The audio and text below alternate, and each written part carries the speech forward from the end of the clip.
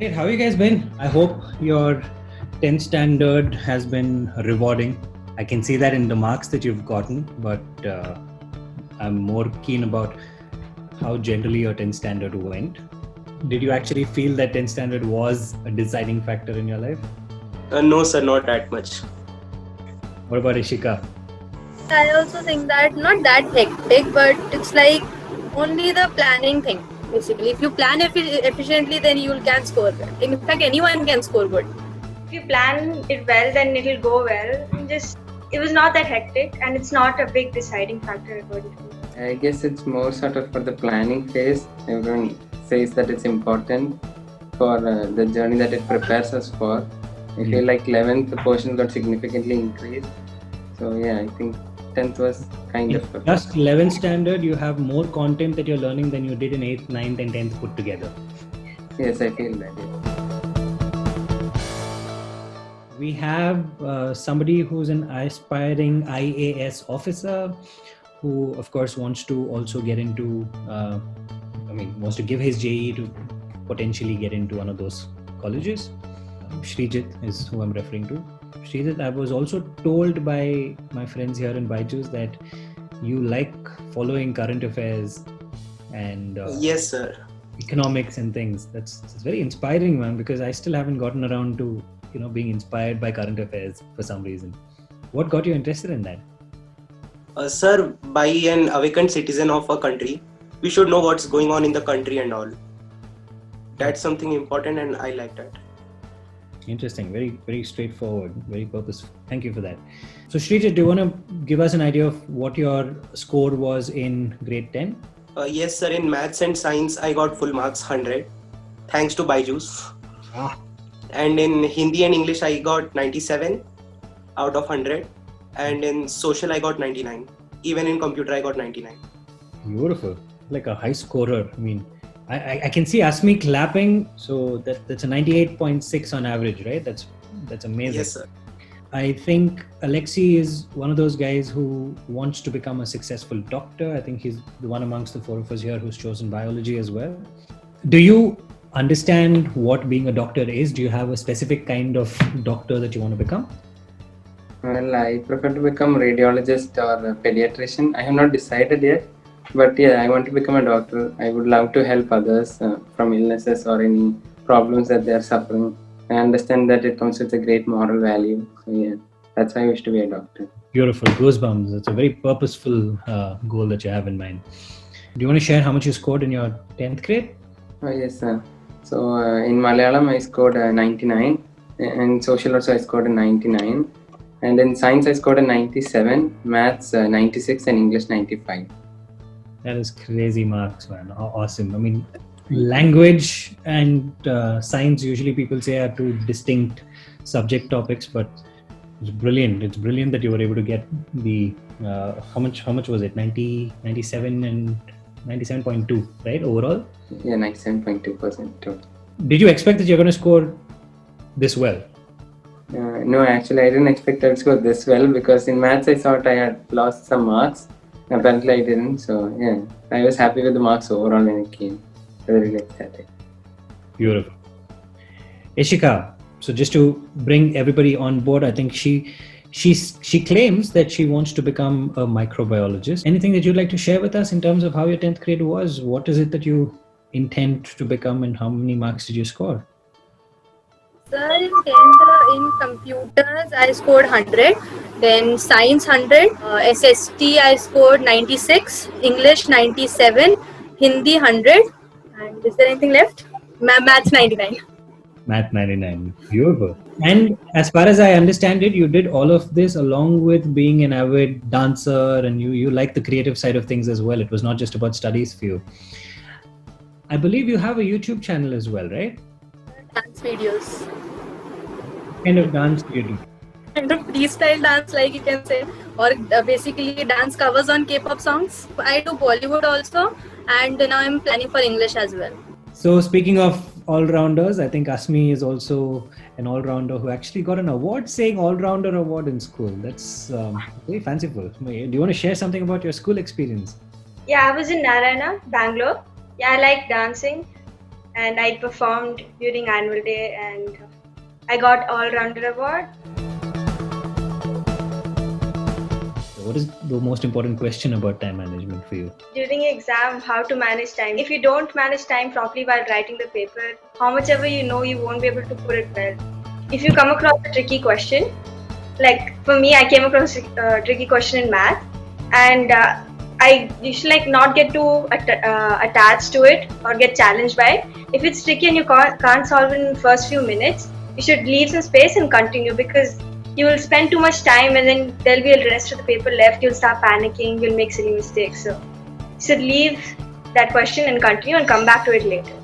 Did you guys realize that that's a beautiful challenge with regard to time management as well? Alexi, what did you think? Actually, I prepare before the exam how I wish to write the exam exactly. Wow. Like for the language exams, I prepared for each section how much time I wish to take for the questions. For reading, for example, I'll take 15. I believe each person has to prepare according to their own skill. So in each of the sections, we may have different levels of understanding and easy to write. So yeah, I think we should prepare according to us. How would you guesstimate how much time you would spend? Well, I think through many practice tests. I mean, obviously in the tests we do at school, if we just consider it like that and do many practice tests at home and find out how much time you take on average to fill out a section. Like for example, how much time you take to do English reading or English writing or anything like that, and then we plan accordingly and try to minimize the time taken for each section and try to write well. Ishika, do you have something to add on to during test time management? What I usually do is that I know what is the format of the paper. So what I do is that beforehand I go through and I plan that how much time I have to spend in a particular, it's like a section. So suppose I have a section A, I need to spend this much time, B this much time. So that is better to do, because if you plan beforehand, that will go systematic. Right. And as Asmi said also, I also do the same thing. That if I'm stuck at a question, I just leave it for now and then come back to it. That's the same. When you say beforehand, what do you mean? You mean like the first few minutes of getting your question paper, or? Not like before 10 minutes. Definitely when I'm preparing at that time only, I just I plan it. I solved many questions from Byju's. It has a set of many objective and subjective questions. Before the exam, we get around 15 minutes. It's better to solve many objective questions in our mind during that time. So it will help us to manage time better. And not only while the paper, it is also important to manage time before the paper. We used to have tests almost every day in my school. They were called DPPs. We had it every day. So like studying for those tests, everything got covered gradually. So Nice. DPP as in daily practice problems? yeah. Did you use the Byju's app, by the way, in your 10th grade and stuff? So before we started studying 10th in school, I finished almost all of the videos from Byju's. So it built a very good foundation, and I was able to pick up stuff very quickly from school, and yeah, that helped a lot. That's actually a very interesting strategy. Finish up all your course in a very rich way so that any other information that comes just keeps adding on and it's not new anymore, right? Visualization was the best thing, it's no doubt. And I feel like by visualizing concepts, we can definitely eliminate rote learning to a extent, which is to a large extent. We can eliminate that. Because rote learning, I don't think so it benefits. Right. So visualization is the best thing. Yeah, I used it for mainly the test papers like he said, actually just said that I used it for the subjective and objective tests. I used to do many tests all together before the exam comes, like a week before it. Nice. So that I would have gained an understanding of the topic and I could properly test myself. Particularly enjoyed the visualizations in Byju's. For example, I enjoyed learning math in Byju's and even physics in Byju's. I loved both those subjects. I felt it was a very good medium to actually convey the essence of these subjects. For example, I liked looking at graphs and playing graphs in a graphing calculator and those stuff. Ishika mentioned a lot about planning beforehand and stuff. What does it solve when you plan beforehand? What I used to do was that I always make a schedule, because it helps me a lot. I don't know about others, but it helps me. As in, what I do is that I make a schedule which is convenient to me, because sometimes what happens if I'll do many topics in one day only, then it will be chaotic for me as well. So I make such a schedule which is convenient for me, and I'll be able to just manage things properly, and it wouldn't be too hectic for me also. Nice. So this was an actual visible timetable schedule that you used to make. And you mentioned that you did this on a daily basis as well. Did you do it on a weekly, monthly, daily, quarterly kind of a thing? Or how did you make your schedule? What was the broad structure of your schedule? Daily, with maybe one break, at least one day break in between, like Sunday or any other day, because a break is necessary to refresh everything. So it is necessary. So we should take a break. Would you plan every day at the beginning of the day, or would you plan ahead for like a week or a month? I plan ahead. I choose a day basically, and then on that day only I make, or you can say 1 week or 2 week, I make the schedule. Then then whenever I'm free, then I extend it like that. I do. I prepared a timetable for that. Timetable is like a map to success. So I prepared a timetable, like a easy subject, then a bit difficult, then again a easy, so that I don't get bored like that. Nice, like a sandwich. Yes, sir. Did any of you have a different experience where you were not thinking so much about strategy and efficiency, but you were kind of going with the flow of wherever your strong areas, weak areas? Yeah, that's how I study. Like I go with the flow. I try to finish the topics or subjects or chapters which I do not feel like doing, which are a little tough for me. So I would finish that first and then continue. It's interesting. Why the choice to tackle the difficult or weak areas first? Like after I tackle it, I'll feel less pressurized, less amount of anxiety. There must have been something which was either complicated, boring, or weak areas for you. So how did you guys address that, Srijit, Alexi, any one of you? In my weak or difficult areas, when I felt a particular topic was difficult, I just used to learn more about that topic so that I get an overview, and then I can learn the simpler basic concepts that make it up. So yeah, I just studied differently for that. Did you guys notice that you spent more time on videos for the weaker ones or the stronger ones? Was there any correlation? Sir, I used sometimes YouTube or Byju's to clear all the concepts with that weaker and a bit complicated subjects. Beautiful. And why would they help? It helps us to analyze and to think in a broader way. We can visualize the concept. Interesting. Actually, picking from you and also with what Alexi said, you said you have a different strategy to approach the weak ones. What would that involve? Yes, sir. Like reading the subject again and again. Again and again and again and again. Yes, sir. Nice. Beautiful. I just used to practice more and learn from a wider sources. Like you said, that's actually a very good way to learn a thing. We can learn more about that topic, more detailed, and then we will easily get all the simpler ones, and we'll have a proper and correct way of thinking about it. Were you aware that you used to get anxious or you used to panic, and once you got aware, how did you work around it? So like in social science, I used to get panic a lot. So before that exam, I used to study a bit easily or not that seriously. Wow, and that helped. That's a very interesting approach. Can you give me a little more? Yes, sir. Actually, it built a confidence, and then I can do better in that. The thing is, we should be confident. If we are confident, we will give our best to the examination. Very interesting. And Asmi nodded when Srijit was sharing this. What do you think? You already shared that you knew that you used to get anxious and you used to panic. And how did you work around that? What would you do differently? Yeah, I would try to make myself confident about that topic.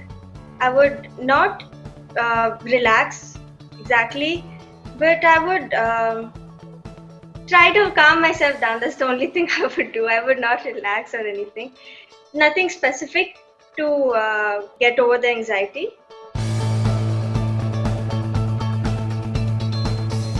Any question that you have that you feel not many other students would have asked in 10th standard or maybe after completing 10th standard? Sir, like how learning is more important than scoring marks. And that question and addressing that question was very powerful for you? Yes, sir. 10th or anybody in general should ask whether what they are learning, whether they should be limited to what they are learning just right in the moment. I think people should explore more things that are not there in the curriculum itself.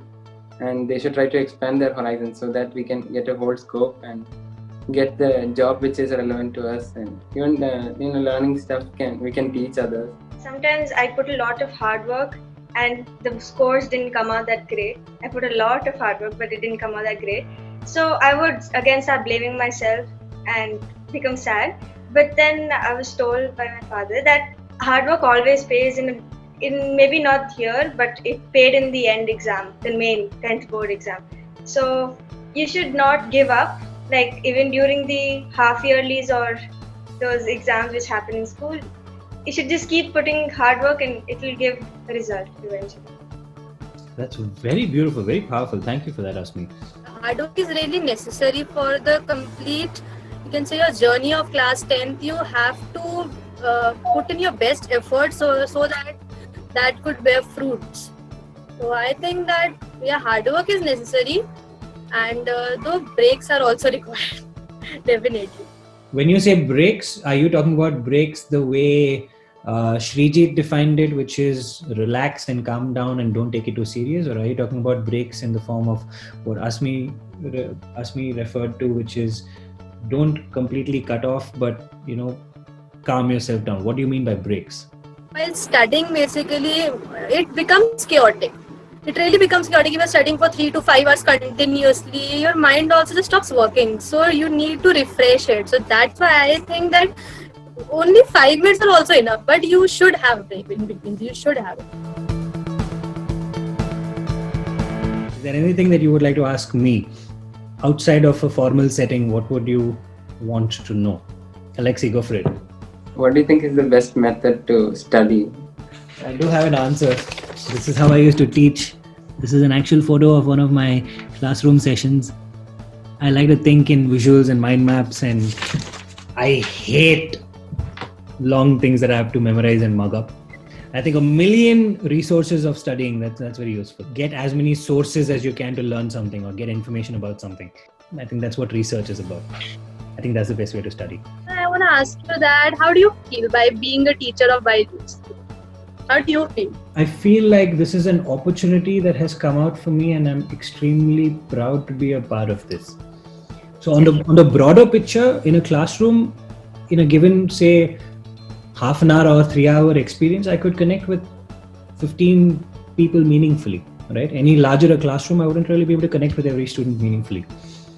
But now I know that I have the luxury and the opportunity to connect with millions of students, and that is very, very, very rewarding. Sir, what inspired you to become a teacher and teach in such a creative manner? I think it was because I didn't really like how I was taught in general. There were some teachers who really taught me beautifully, and when I went back to thinking, how did they teach me beautifully? I had a physics teacher who would constantly bring stuff to the classroom. Even during my engineering, I had a teacher on fluid dynamics who would bring turbines and things to the classroom and make us play with them. So, and then there was another teacher in chemistry. We used to be in our house till 11:30, 12 in the night also at times, exploring stuff together, and she would give us different ways to experience and understand things. Yeah, but she had very creative ways of how to put things across, and I think that's where the inspirations come from. I had a lovely time discussing with you, and I really wish you the best for your own goals. I really wish you the best for what you seek to create. I think the larger purpose that all of you are operating by, I think that's going to make 11th and 12th seem like it is chiller, child's play. Even if it's not child's play, I think you guys are well equipped to make it into a success story. Thank you.